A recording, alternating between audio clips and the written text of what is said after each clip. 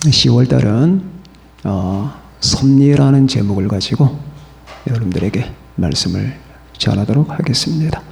잘 지내셨죠? 모두 다 우리 주 안에서 승리하셨습니까?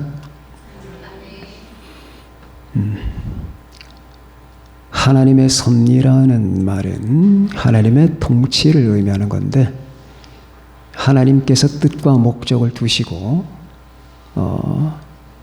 그 뜻과 목적을 이루기 위해서 행하시는 하나님의 통치 행위를 뜻합니다. 그 하나님의 섭리가 여러분과 나에게 이제 개인적으로 다가올 때 우리는 하나님의 섭리라는 용어를 많이 씁니다. 여러분과 제가 살아가면서 하나님께서 내게 어떻게 역사하시고 섭리하시는가를 많이 경험도 하시고 체험을 하셨을 겁니다. 그런데 여러분과 제가 살아가면서 세상을 떠날 때까지 하나님의 의로운 통치, 그리스도 안에서 나를 향하신 하나님의 사랑의 통치는 무한하고 끝이 없고 그리고 지속됩니다. 그 하나님의 섭리를 우리가 잘 알게 되면 하나님을 더 잘 알게 되고 우리 주 하나님에 대한 믿음을 우리가 더 갖게 될 수가 있어요. 오늘 본문 말씀은 하나님의 그 섭리가 기본적으로 어떤 틀을 가지고 있나 하는 것을 우리가 보여줍니다. 조그만 거, 내 몸에 뭐가 생겼다, 왜 점이 몇 개나 될까, 아니면은 왜 나한테 이런 일이 생겼을까라고 하는 것은 나라고 하는 개인에게 집약된 조그만 섭리, 조그만 일들을 말하는 거예요. 그러나 그 조그만 일들의 기본이 되는 하나님의 가장 기본적이고 나를 향하신 하나님의 그 모든 뜻과 통치의 기본 틀을 제공하는 바로 그 말씀이 오늘 29절과 30절에 나타납니다. 하나님을 더 많이 아시고 우리 주 예수님을 더 많이 아는 여러분과 제가 되시기를 바랍니다. 하나님을 알고 예수님을 아는 길만이 여러분과 제가 살 길입니다. 하나님을 모르고 예수님을 모르면 내 영혼에 바로 이 어둠과 저주가 항상 머물게 됩니다.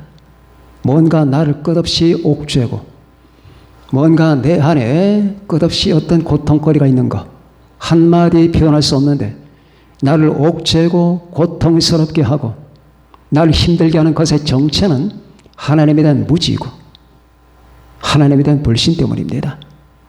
내가 왜 그럴까?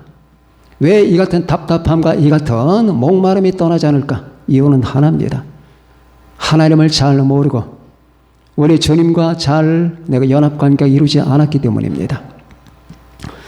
오늘 저와 여러분이 하나님의 섭리를 배우면서 알면서 이번 한 달 여러분이 하나님의 선하신 역사가 여러분들이 어떻게 적용되는가를 더 많이 경험할 수 있는 기회가 되기를 바랍니다.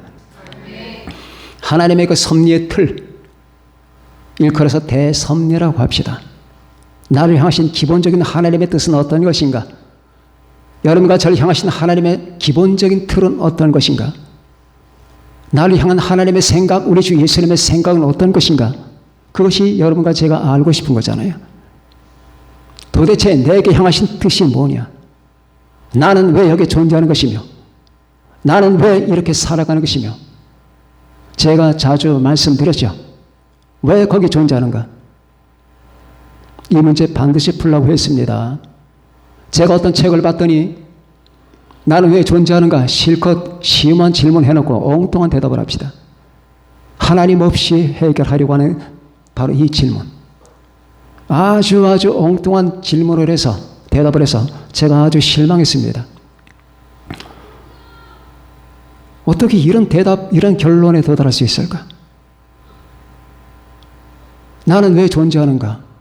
이렇게 질문하고 나서 엉뚱한 대답을 자기가 하고 싶은 일을 충분히 하기 위해서 그게 대답입니까? 자, 하나님이 나를 향하신 근본적인 취지, 의도가 무엇인가를 아셔야 돼요. 제가 살아가면서 안타까운 것은 수많은 사람들이 장님이에요. 맹인이에요. 저도 잘난 거 없지만 최소한 하나님의 은혜가 내 눈을 조금은 뜨게 해서 사실을 볼 수 있게 만들어 주시고 귀를 뜨게 해서 들을 수 있게 해 주셨습니다. 제가 보는 걸 못 본다고 하면 거짓말이에요. 내가 말이래, 여기서 하나님이 살아 계시는지는 확실하지 않다. 예수를 믿는 건 좋지만은 그 마음의 평온함을 주는 거지 구원과 어떤 관계가 되는지는 난 모르겠다. 예수님 외에도 길은 있을 수가 있다. 이렇게 말하면은 저는 큰 거짓말을 하는 거예요. 저는 무지무지 큰 거짓말을 하는 겁니다. 거짓말을 지나서 저는 죄악을 범하는 거예요. 죄악을 범하는 거예요. 나라를 팔아먹는 죄보다 더 큰 죄를 짓는 겁니다. 자, 그래서 어떻게 저렇게 살아갈 수 있을까? 다시 한번 여러분들에게 말씀드리지만 제가 높은 위치에서 사람들 폄하하고자 하는 게 아니라 같은 인간으로 인간 속에서 사면팔방을 둘러보다가 어떻게 저렇게 살아갈까? 지금 자기가 지금 지옥문 앞에 있어요. 한 걸음만 들어가면 지옥이에요. 제 눈에는 보여요. 당신은 한 걸음만 가면 그냥 지옥행이다. 근데 몰라요. 거기서 축제를 벌이고 있어요. 축제를. 이거 어떻게 하겠냐고. 축제를 벌이고 있다니까. 지옥문이 활짝 열고 나를 집어 삼키려고 있는데 거기서 밥상을 차리고 잔치상을 벌이고 춤을 추고 있다니까. 목사님 누구를 말하는 건가? 다 그래. 예수님 안 믿는 분들이 다 그래. 거의 다가. 거의 다 그래. 어떻게 저렇게 살아갈까요? 교회 오다 보니까 버스 정거장 좌석 있잖아요. 그 좌석에서 버스를 기다리는 어떤 여인 둘이 스마트폰을 펼쳐놓고 열심히 봐서 뭘 보나? 잘 보이진 않은데 저분들은 그런 사실을 알까? 내 현 실태를 알까? 응? 내가 지금 지옥문 앞에서 축제를 벌이겠다는 사실을 알까? 모르겠죠. 모르니까 그렇겠죠. 그런데 비해서 여러분과 저는 하나님께 부름을 받고 이렇게 예배를 드리면서 인생의 의미를 추구해 가고 있다는 사실 감사하시기 바랍니다. 여러분을 향하신 하나님의 선한 뜻, 그 뜻을 봅시다. 먼저 하나님은 여러분을 알았습니다. 지금부터 말한 첫 번째, 두 번째 대지는 여러분이 존재하기 이전의 사건입니다. 존재하기 이전에 하나님은 여러분을 아셨다는 거예요. NIV 성경을 보니까 foreknew, 미리 알았다. 그게 과거형이죠. 현정은 foreknow, 미리 아신다가 되겠습니다. 하나님이 미리 알았대요. 존재하기 전에.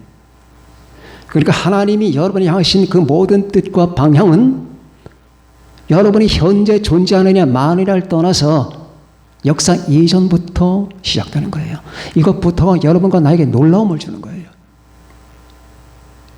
나는 기껏해서 1900 몇 년도에 태어난 줄 알았는데 하나님이 보시는 나라고 하는 존재는 영원 전부터 하나님의 마음속에 있었다라고 하는 것. 이 사실이 여러분과 나에게 자긍심을 주고 여러분과 나에게 끝없는 이 같은 자존감을 주는 거예요. 아무리 자존감을 가져라, 자존심을 가져라, 당신은 위대한 존재다, 아무리 떠들어대 봤자 근거가 없는 걸 어떻게 내가 자존심을 가질 수가 있겠습니까? 자존감을? 근거는 바로 이거예요. 내가 존재하기 이전에 하나님은 존재하는 나를 보았다라고 하는 사실, 나를 알았다라고 하는 거예요. 미리 아신다. foreknow. 미리 아신다. 내가 지금 잘생겼든 못생겼든, 내가 잘 살든 못 살든, 내 가방끈이 길든 짧든 간에 내가 예수님을 믿고 예수님 안에 있었다면 주님은 영원 전부터 나를 보셨고 아셨다는 거예요. 에베소서 1장을 보니까 찬송하리로다. 우리 주 예수 그리스도의 하나님께서 그리스도 안에서 하늘에 속한 모든 신령한 복을 우리에게 주시되 그 창세 전에, 우주 창조 전에 그리스도 안에서 우리를 택하사 우주를 창조하기 전에 미리 여러분과 내가 하나님께는 아신 바 됐다라고 하는 사실, 놀랍지 않습니까? 이거 안 놀라면 사람이 아니에요. 뭐에 놀라는데? 누구 말 들어보니까 뭐 진선미 뽑을 때, 미스 코리아 뽑을 때 저렇게 잘생겼을 수가 있나? 잘 몸매가 빠질 수 있나? 하고 놀란다고 하는데 그게 놀람거리입니까? 그게 놀람거리냐고요. 자, 여러분이 좋은 차를 뽑았습니다. 그게 놀람거리입니까? 이야, 엄청나다.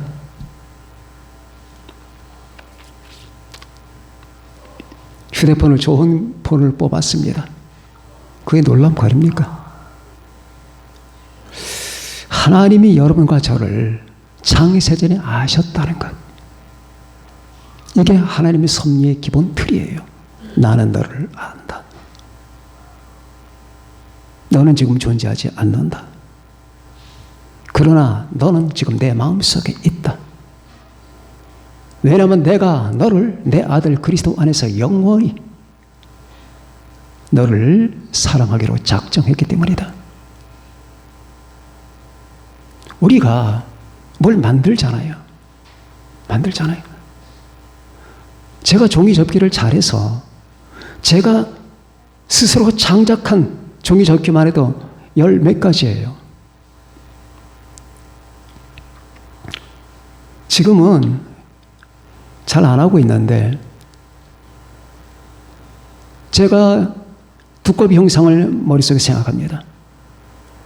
이 사각형, 정사각형의 이 종이를 가지고 어떻게 두꺼비 형상을 만들 것인가?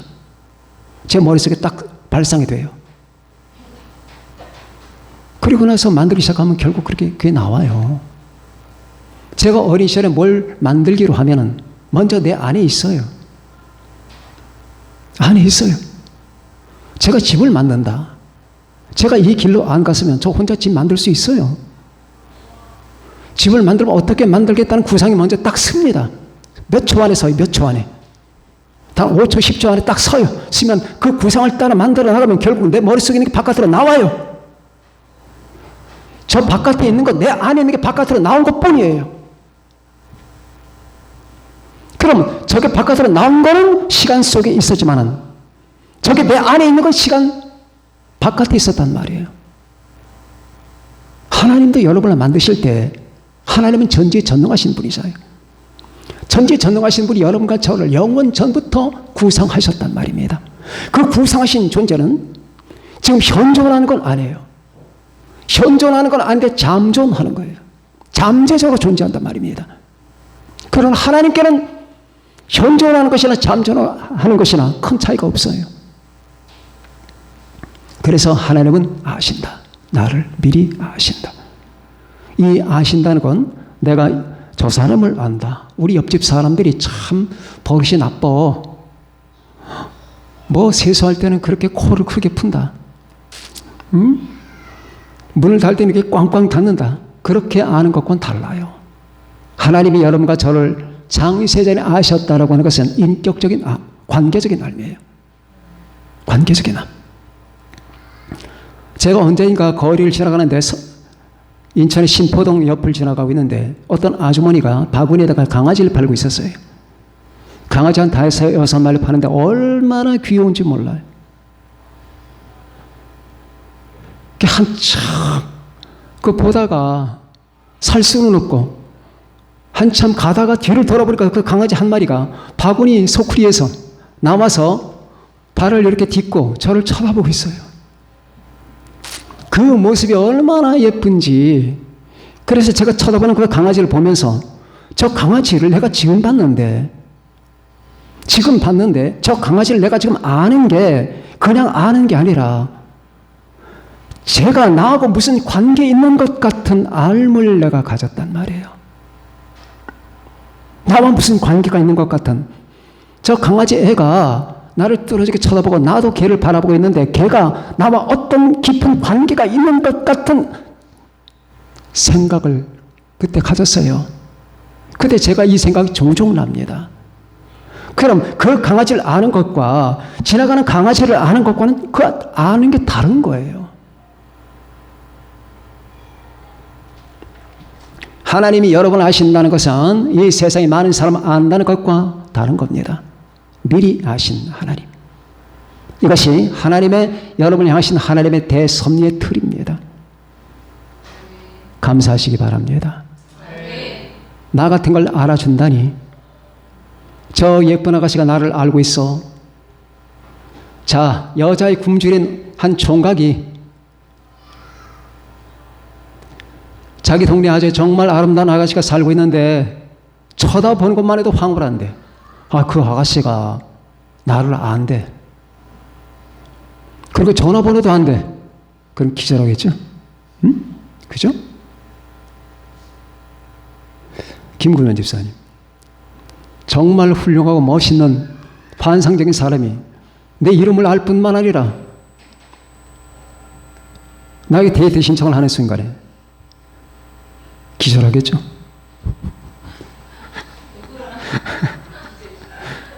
처녀라고 생각하고, 처녀라고. 자, 그런데 하나님이 나를 안 돼요. 이게 간단한 문제냐고. 예수 그리스도가 여러분을 아신답니다. 우주를 창조하신 하나님께서 여러분을 아신대요. 그 안다는 말 속에 사랑이 들어있는 거예요. 사랑. 나는 너를 영원히 사랑하기로 작정하노라. 그런 너를 내가 알고 있다. 하나님이 아신답니다. 우리 모두 놀랍시다. 두 번째, 하나님이 미리 아신 자들을 하나님이 택하셨다고 그랬습니다. 하나님이 미리 하신 자들을 또한 그 아들의 형상을 본받게 하기 위하여 미리 정하셨으니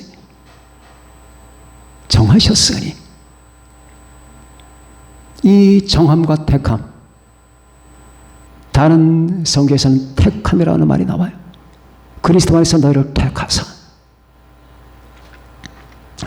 자, 여러분을 하나님의 자녀로 만드시기로 하나님은 작정을 하신 거예요. 그리고 작정한 자를 하나님이 구별하신 겁니다. 이걸 택함이라고 하는 거예요. 예정과 예지, 그리고 선택.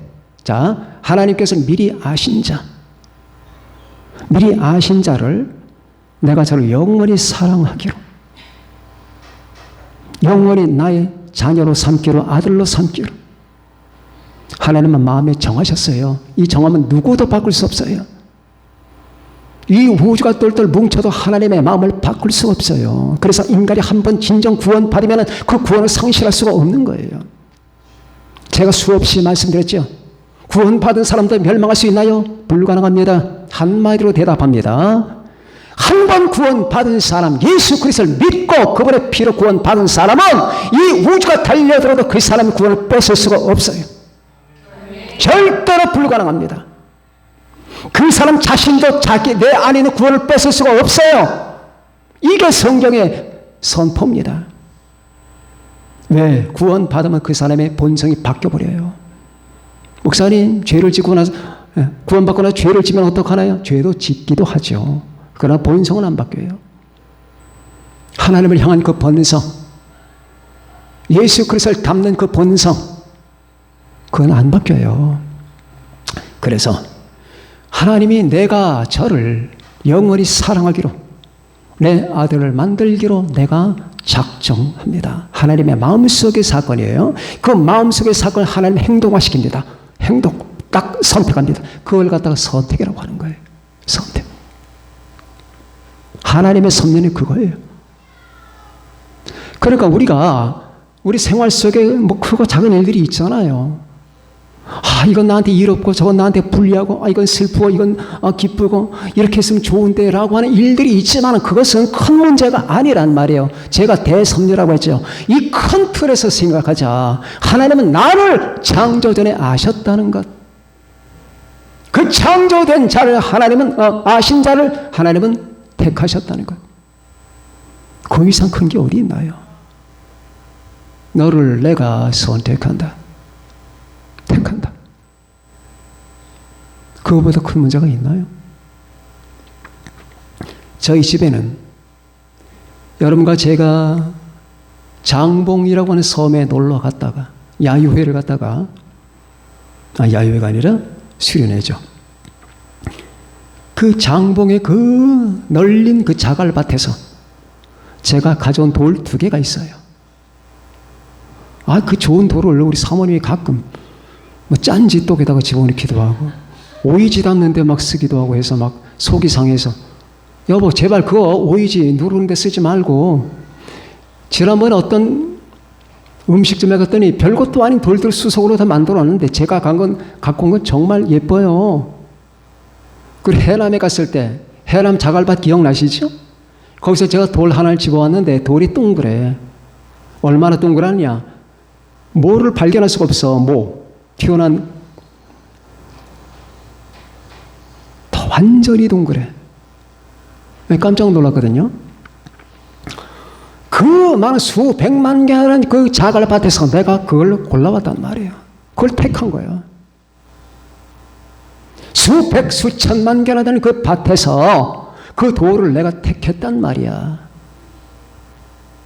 그래서 우리 집에 있어요.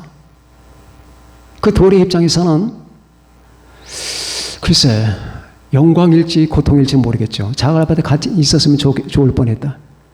그런 생각할 수도 있겠지만 하나님의 입장에서는 다르죠. 택함 받은 것.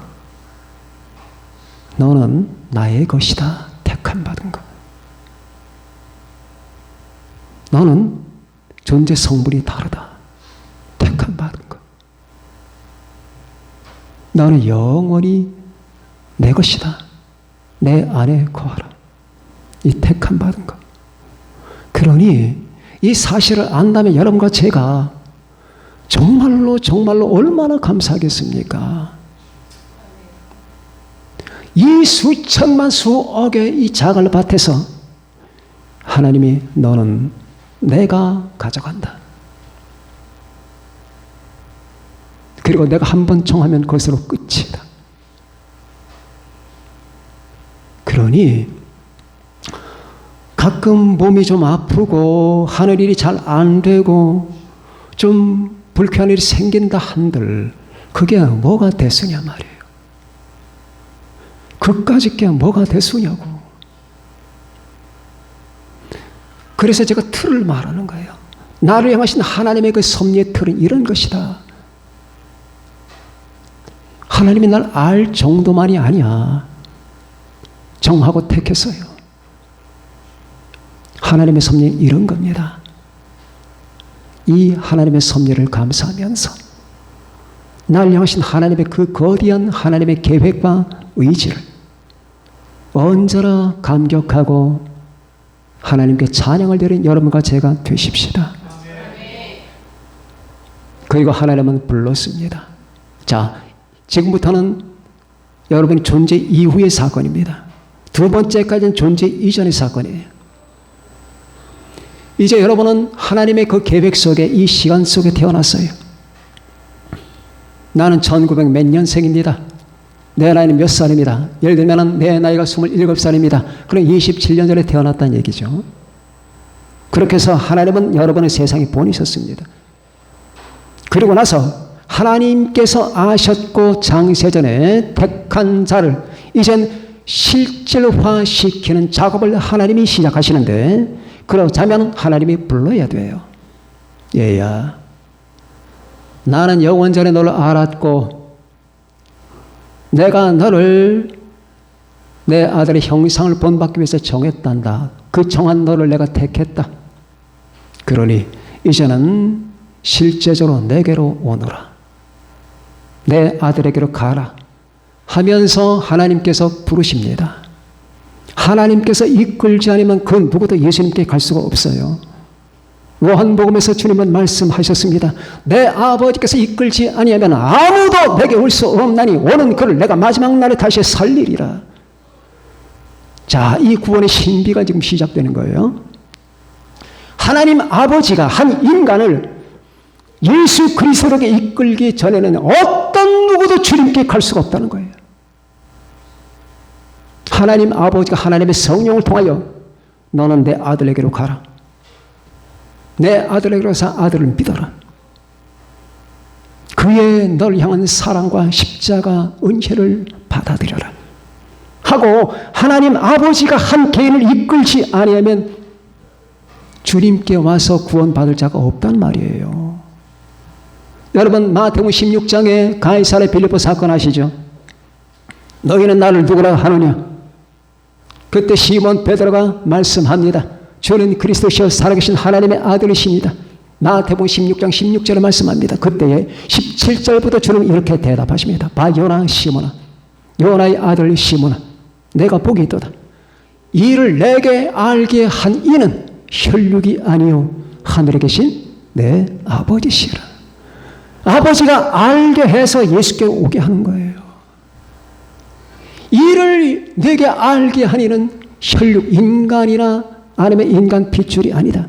하늘에 계신 내 아버지시라. 너는 베드로라. 내가 이 반석을 내 교회를 세우리라 말씀하셨습니다. 이렇게 한 사람이 구원받는데도 삼위일체가 움직이시는 거예요. 절대 인간의 힘.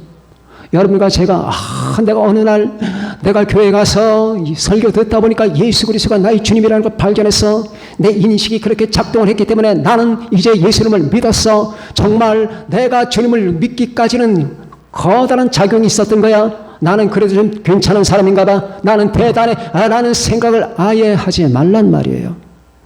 하나님 아버지가 나를 이끌지 않으면 어떤 누구도 우연이든 필연이든 예수님께 가서 구원을 받을 수가 없단 말이에요. 믿을 수가 없단 말이에요. 사랑할 수가 없단 말이에요. 내가 믿는 것도, 내가 사랑하는 것도, 내가 하나님께 헌신하는 것도, 내가 예수님을 몸부림치면서 그분을 붙드는 것도 절대로 내 인간의 힘으로 하는 게 아니라 하나님의 은혜로 한단 말입니다. 하나님의 은혜로. 그러니 우리 인간에겐 자랑할 것이 없는 거예요. 하나님의 은혜가. 그건 눈에 보이지 않아요. 지금 내 안에 움직이고 있는 그 모든 사건들, 내 안에 발생하고 있는 이 모든 이 신앙적 사건, 영적 사건들이 내 안에서 일어나지만 내 이 안에서 일어나는 것, 저 바깥에 하나님 성삼위 하나님 일체, 삼일체 하나님의 역사가 눈에는 안 보이는 거예요. 어린 아이가 우리 주일학교애들이 있잖아요. 걔들이 교회에 와서 말씀 듣고 구원 받았다고 합시다. 그것 하나도 하나님 아버지가 걔들을 예수님께로 인도하지 않으면 불가능하다는 얘기예요. 하나님 아버지께서 성령을 통하여 걔를 예수님께로 인도해서 예수님을 믿게 만들지 않으면 그건 불가능하다는 얘기입니다. 이게 믿음의 신비라고 하는 거예요. 그러니 내가 가지고 있는 믿음을 간단히 보지 말자. 내가 믿음을 가지고 있다는 사실 자체는 하나님의 놀라운 역사의 결과라고 하는 사실을 믿으세요. 이것은 존재 이후로 생긴 사건입니다. 부르십니다. 얘야, 이리 오너라. 그 음성 들으셨습니까? 여러분 그 음성 다 들었기 때문에 오신 거예요. 목사님, 저는 하나님의 음성 들은 적이 없는데 하나님의 음성이 이렇게 육성처럼 들린 줄 아십니까? 하나님의 음성은 내 속에 인식을 통해서 오고, 느낌을 통해서 오고, 환경을 통해서 오는 거예요. 내가 거의 갈 수밖에 없게 돼버려요. 그게 하나님의 음성이에요. 그 음성이 뭔가 나에게 작동할 때 나는 교회 가고 싶고 예수님께 가고 싶고 왠지 저분을 믿고 싶은 마음이 자꾸 내 안에 발생하는 거예요. 그게 부르심이라고 하는 거예요. 하나님의 콜링, 하나님의 부르심이에요. 근데 그 부르심의 방법은 다 달라요. 어떤 사람은 마음의 감동을 받아서, 어떤 사람은 친구의 권유로, 그래 가볼까? 아, 왠지 나 요즘에 자꾸 교회 가고 싶은 생각이 들어. 하나님이 부르시는 거예요. 어느 날 갑자기 성경을 펼쳐, 난생 한 번도 관심이 없던 성경을 펼쳐 읽어보고 싶네. 마태복음을 보고 요한복음까지 가다 보니까 그냥 놀라버리고 말았어. 바로 이분이 내가 찾던 분이구나 하는 걸 발견합니다. 이게 누가? 내가? 아니에요. 하나님이 부르시는 거예요. 부르시는 거예요. 이리 오너라. 너는 내 자녀다. 내 것이다. 이 죄악된 세상에 그렇게 남아서 살다가 영원히 멸망받아 지옥에 가지 말거라. 너는 영원히 나의 임재소에서 나와 함께 살자. 하나님이 부르십니다. 하나님께서는 이렇게 여러분을 사랑하셔서 이렇게 부르시고, 부르심이라고 하는 이 방법을 통해서 하나님은 자신의 사랑을 나타냅니다. 여러분이 하나님의 부르심을 받았다는 것은 하나님을 여러분이 믿는 것으로 증명되는 거예요. 분명히 이 부르심 속에는 하나님의 사랑이 개입되어 있습니다. 그걸 증명하는 구절이 로마서 8장 28절입니다. 하나님을 사랑하는 자. 그 거기서 끝나야죠. 안 끝나. 하나님을 사랑하는 자는 누구냐? 곧 그의 부르심을 입은 자들. 아, 그렇구나. 내가 하나님을 사랑한다는 사실은 그가 나를 불렀다는 사실의 결과물이구나. 그렇구나. 나는 내가 자체적으로 하나님을 사랑한 줄 알았는데 그게 아니라 그분이 나를 알았고 나를 택했고 나를 불렀기 때문에 그 부르심의 결과가 내가 하나님을 사랑하는 그 결과물로 나타나는 것이구나. 하나님을 사랑하는 자, 곧 그의 뜻대로 부르심을 입은 자들에게는 모든 것이 합력하여 이제 섭리의 전체 윤곽이 나타나는 거예요. 모든 것이 합력하여 선을 이루느니라. 이렇게 해서 부르심까지, 여러분 오늘 제가 말씀을 드립니다. 다음 시간에 또 몇 개가 있습니다. 오늘 이 세 가지를 통해서 날 향하신 하나님의 선한 뜻, 하나님의 부르심을, 하나님의 사랑을, 하나님의 여러분에 대한 미리 예지하심을, 선택에 대한 믿음을 여러분 확실하게 가지시고 하나님의 섭리는 이런 틀 속에 있다라고 하는 것. 조그만 일, 사건도 중요하지만 이 커다란 사건이 가장 중요하다는 사실을 잊지 마시고 더욱 날이 가고 시간이 갈수록 더 큰 감사와 감격이 여러분의 마음속에 넘쳐나는 여러분과 제가 되시며, 아울러서 그렇게 됐으니까 우리는 어떻게 해야 되겠습니까? 그렇지 못한 사람들이 많잖아요. 우린 여기에 머물러서 교회주의자가 되면 안 됩니다. 교회는 중요하지만은 중심체이지 전체가 아니에요. 교회는 중심체입니다. 전체가 아닙니다. 여러분이 가지고 있는 그 은혜와 여러분이 가지고 있는 그 믿음, 여러분이 받은 그 하나님의 사랑을 여러분은 전해야 됩니다. 여러분 등불입니다. 등불은 바깥으로 비칩니다. 이 사회에 여러분들이 빛을 비추고 여러분처럼 구원받지 못했고 하나님의 사랑을 모르는 많은 사람에게 나타내고 저기 구원받지 못해서 멸망 속에 허덕이는 사람을 섬겨야 됩니다. 그들을 섬겨야 돼요. 교회는 사회를 섬겨야 돼요. 사회 대접을 받으려고 하는 것이 중세교회의 이 같은 특징이었습니다. 교회는 사회를 섬기고 교회는 사회를 사랑하고 교회는 이 사회의 밑거름이 되어야 됩니다. 이 역할을 잘할 때 사람들은 저들 가운데 하나님이 계시구나. 저들은 진정 구원받은 사람이구나 하는 사실을 알게 됩니다. 비록 이 숫자는 작지만은 집으로 돌아가시거나 여러분 동네에 가시거나 지인들을 만나면 부지런히 여러분들은 하나님의 사랑을 전하고 예수님의 사랑으로 그들을 섬기고 기도하고 교제하고 관계하는 여러분과 제가 되시기를 바랍니다. 기도하겠습니다.